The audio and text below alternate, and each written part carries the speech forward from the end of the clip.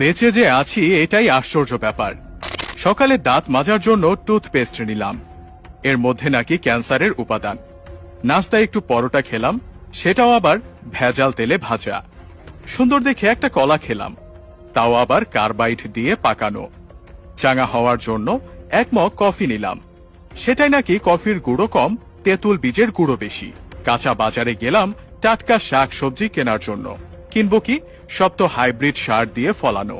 মশলা আর হলুদ গুঁড়ো নিলাম, ওতে আবার লেড আর ক্রোমাইড কেমিক্যাল মেশানো। সয়াবিন তেল দিয়ে রান্না করব, সেই তেলের অর্ধেকই নাকি পাম অয়েল মেশানো। মাছ মুরগি খাবো, কিন্তু সেগুলোকে ভেজাল পোল্ট্রি ফিড খাইয়ে বড় করা হয়। গরমের দিনে একটু তরমুজ খেতে মন চাইলো, সেটা নাকি পটাশিয়াম পারম্যাঙ্গানেট দিয়ে লাল করা। বাচ্চাকে আমলিচু খাওয়াবেন, ওগুলোও তো আবার ফরমালিন দেয়া। একটু মিষ্টি খেতে মন চাইলো, জিলাপি নিলাম, সেটা নাকি পোড়া মোবিল দিয়ে মচমচে করা। ইফতারে গলা ভেজাতে শরবত খাবো, তাতে মেশানো হয়েছে ক্ষতিকর রং আর কেমিক্যাল। খেজুর কিনলাম, চড়া দাম নিয়ে ধরিয়ে দিল 3 নম্বরই খেজুর। ইফতারে মজা করে মুড়ি মাখানো খাবো, সেই মুড়ি ইউরিয়া দিয়ে ফোলানো।